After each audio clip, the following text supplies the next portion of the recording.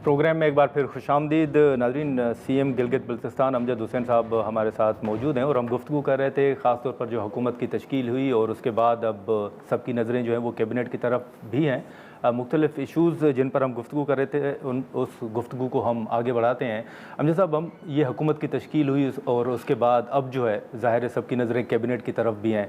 आप समझते हैं कि इस पर मुशावरत जारी है या कुछ ताख़ीर आप देख रहे हैं? जी सर, आलमोस्ट इसके ऊपर मशावरत डे वन से फ़ाइनल हो चुकी थी और ये फार्मूला तय हुआ था कि पाकिस्तान पीपल्स पार्टी और इस्तेहकाम पार्टी के दरमियान रेशो के हिसाब से हम कैबिनेट बना लेंगे। चूँकि हमारे पास टोटल कोई 12 वज़रा की स्ट्रेंथ मौजूद है, हम 12 ही बना सकते हैं, 13 नहीं बना सकते।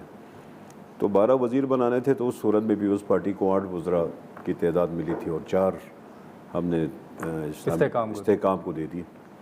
तो उनको 4 जाने हैं, पीपल्स पार्टी को 8 जाने हैं, तो यही वज़रा की टोटल स्ट्रेंथ है, इसी के अंदर हमने रहना है। तो हमारा तो तकरीबन आलमोस्ट वही फार्मूला तय है और कोशिश करेंगे कि अगले कुछ दिनों में 4 उनके और 8 हमारे वज़रा नोटिफाई हो सकते। तो सर, ये IPP को 4 नशिस्तें मिलना, हुकूमत में आना, इस पर जो हैरत का इजहार किया जा रहा है, आपको भी कोई ताज्जुब है? नहीं, वो हैरत भी नहीं है सर। हम मतलब चूँकि लोगों ने ऑप्ट किया और आज़ाद उम्मीदवारों ने IPP को ज्वाइन किया, तो अब उस सूरत में हम, चूँकि हमारे पास भी मैजिक नंबर से हम 1 नंबर नीचे थे, तो हमें किसी के साथ तो इत्तेहाद करना था। तो उस इत्तेहाद के नतीजे में मतलब हमारे लिए MWM से हमने बहुत कोशिश की कि वो हमारे साथ इत्तेहाद में आ जाए, तो दे रिफ्यूज्ड। ठीक है। अच्छा, उसके बाद पाकिस्तान तहरीक इंसाफ के पास 1 नशिस्त थी, उन्होंने भी कहा कि हम हुकूमत का हिस्सा नहीं बन सकते। तो हमने उनको समझाया, भाई हुकूमत कायदे अवान के नीचे रहना और अपोजिशन लीडर के नीचे रहने में तो कोई मुज़ायका नहीं है। अपोजिशन लीडर मुस्लिम लीग नून का है और कायदे अवान पीपल्स पार्टी का है। हाँ। तो आप पीपल्स पार्टी के साथ रहें। Even then they opted to join Muslim League Noon opposition, तो वो अपोजिशन में चले गए। हमारे पास 1 नशिस्त की कमी थी, जिसकी वजह से हमें किसी के साथ इत्तेहाद बनाना पड़ा। तो IPP के साथ जब हमने इत्तेहाद बनाया तो फार्मूला ये तय हुआ कि हम रेशो से आगे चलेंगे। तो रेशो के हिसाब से, चूँकि हमारे पास लगभग 16 सीटें हैं। तो साहब, आप कब तक देख रहे हैं कि कैबिनेट की तश्कील भी शायद ये अगले 1 या 2 दिनों में आपको कैबिनेट का नोटिफिकेशन। और आप समझते हैं कि इसमें कोई नौजवान चेहरे भी नज़र आएंगे? ऑलमोस्ट तकरीबन सारे ही नौजवान चेहरे आपको नज़र आएंगे, पढ़े लिखे लोग हैं। हाँ। हम भी ये चाहेंगे कि वज़ीर आला अकेला तो अच्छा नहीं लगता, उसके साथ टीम हो तो वो प्रोग्रेस करता है। लेकिन सर, बतौर CM आप क्या समझते हैं कि आपके लिए सबसे बड़ा चैलेंज क्या होगा, जो टारगेट आपने सेट किया हो? सर, मेरे लिए सबसे बड़ा मसला ये है कि गिलगित बल्तिस्तान की यूथ की इंस्पिरेशंस हैं। ठीक है। गिलगित बल्तिस्तान के लोगों के इंस्पिरेशंस हैं। हम तो गिलगित बल्तिस्तान की जो आबादी है टोटल, ठीक है, उसने जो मैंडेट दिए वो इसलिए दिया है कि उनके मसाइल हैं, उनके मुश्किलात हैं, काफ़ी अरसे से हैं, कोई नई बात नहीं है, 70-78 सालों से है। वहाँ पर बेरोज़गारी का रेशो मोर देन 80% है। वहाँ पर इकनॉमिक एक्टिविटी बिल्कुल मतलब प्राइवेट सेक्टर ना होने के बराबर है। गिलगित बल्तिस्तान के अंदर पोटेंशियल्स का जब हम हिसाब करेंगे या पोटेंशियल को काउंट करेंगे, तो उस हिसाब से आपके पास गिलगित बल्तिस्तान दुनिया का रिचेस्ट एरिया है। मतलब आज भी हम NDMA में थे, कैलकुलेट कर रहे थे, मतलब कोई 7,500 ग्लेशियर्स मौजूद। मतलब ये दुनिया नॉर्थ और साउथ पोल के बाद सबसे रिचेस्ट एरिया है in terms of glaciers, Gilgit Baltistan के अंदर हैं। अच्छा, आप सियाहत के हवाले से देखें तो बड़े बड़े ममालिक जिनकी आप बात कर रहे हैं, उनसे हमको 3 टाइम 4 टाइम ज़्यादा हमारे पास एरिया मौजूद है। मतलब हमारा जो कवर्ड एरिया है गिलगित बल्तिस्तान का, वो लगभग KPK जितना है। सही। तो जितनी हमारे पास डेस्टिनीज़ मौजूद हैं, टूरिस्ट डेस्टिनीज़ मौजूद हैं, और जिस तरह के का पोटेंशियल टूरिज़म के अंदर है, उसको हम देखेंगे तो इन सारी चीज़ों की होने के बावजूद हमारे पास सबसे ज़्यादा जो मसला है वो एनर्जी क्राइसिस। इस वक्त हम लोड शेडिंग का सामना कर रहे हैं, और हमारे पास जो एनर्जी का पोटेंशियल है, जब मैं उसकी टर्म के ऊपर लेके आऊँ तो आप हैरान हो जाएंगे कि गिलगित बल्तिस्तान में 50,000 मेगावाट से ज़्यादा का पोटेंशियल मौजूद है। ठीक है। जबकि हमें कुल टोटल चाहिए 400 मेगावाट, जिसके ज़रिए से हम अपनी मतलब नीड पूरी कर सकते हैं 400 मेगावाट से। तो वो हम 400 मेगावाट अभी तक दे नहीं पा रहे, क्योंकि हम नेशनल ग्रिड से लिंक नहीं हैं। तो हमें नेशनल ग्रिड से बिजली भी नहीं मिलती और हमें बिजली के अंदर फेडरल गवर्नमेंट से इन्वेस्टमेंट भी नहीं मिलती। अब इस पूरे सिनेरियो के अंदर फ़र्ज़ करें कि कोई KPK जितने एरिया को आप मतलब 23 बिलियन टोटल हमारा डेवलपमेंट बजट, सही। तो 23 बिलियन के अंदर मैं KPK को कैसे चलाऊं या गिलगित बल्तिस्तान की डेवलपमेंट कैसे करें? अब उसके लिए रोड इंफ्रास्ट्रक्चर बनाना है तो KPK ने जितना बनाना है इतना ही मैंने भी बनाना। बिल्कुल। तो KPK के पास फ़र्ज़ करें कि 400 अरब 500 अरब की एक्टिविटी है, तो मैं 23 अरब में गिलगित बल्तिस्तान को कैसे लेके चलूँ?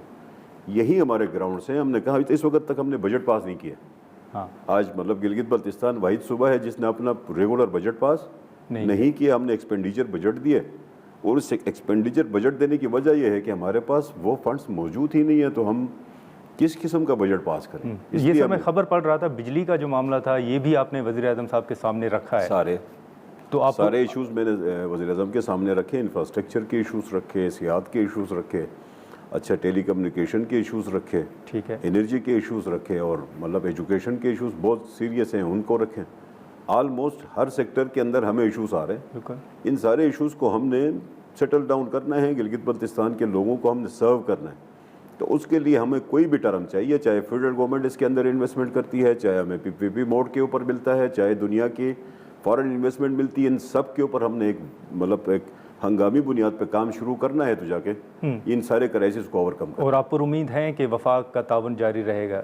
अब बहुत ज़्यादा उम्मीद है। प्राइम मिनिस्टर ने बड़ी उम्मीद दिलाई कि इसके ऊपर आप वर्किंग करें। मतलब एहसान इकबाल साहब की भी जिम्मेदारी लगाई और डिप्टी प्राइम मिनिस्टर की भी जिम्मेदारी लगाई।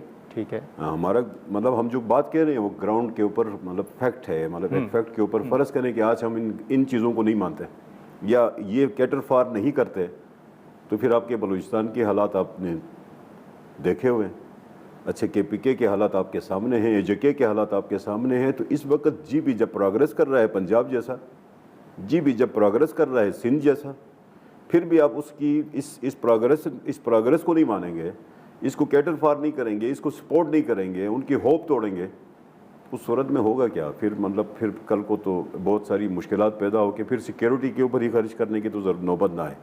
इसलिए हम ये कहते हैं जो उम्मीद पैदा हुई है, जो ट्रांसफॉर्मेशन हुई है यूथ की, और जो गिलगित बल्तिस्तान के लोगों ने फेडरल पार्टीज़ को जो सपोर्ट किया, उसको ब्लेसिंग इन डिस्गाइज समझ के उसी को फीड किया जाए, उस अपने मतलब उस मसाइल को हल किया जाए, ताकि लोगों को ये उम्मीद लगे कि फेडरेशन जो है गिलगित बल्तिस्तान को लुक आफ्टर करे। लेकिन सर आपने जैसे यूथ का जिक्र किया, इसी तरह अगर हम यूथ या ख़ास तौर पर जो स्टूडेंट्स हैं उनका जिक्र करें, तो अभी भी जहाँ पाकिस्तान के अंदर 5G की तरफ जाने की बातें हो रही हैं, वहीं पर गिलगित बल्तिस्तान के अंदर अभी भी कुछ इलाके हैं जहाँ जो इंटरनेट की सहूलत से महरूम है।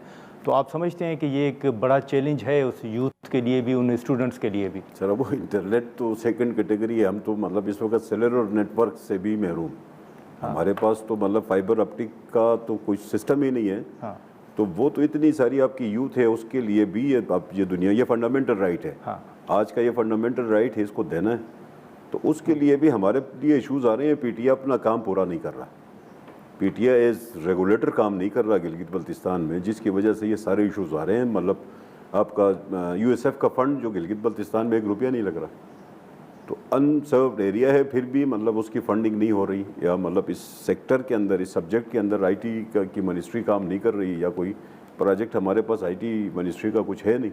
अच्छा। तो इतना बड़ा एरिया है, उसके ऊपर आपको मतलब ये सारी सहूलियात देनी है। तो ये सहूलियात तो अभी भी मतलब आपके पास मोबाइल नेटवर्क ना हो, इंटरनेट की सहूलत ना हो, आपके पास फाइबर का लिंक ना हो, तो ये सारे चैलेंजेस हैं। नाज़रीन, यहाँ पर एक मुख्तसर सा ब्रेक लेते हैं और ब्रेक के बाद हम यहीं से गुफ्तगू को आगे बढ़ाते हैं।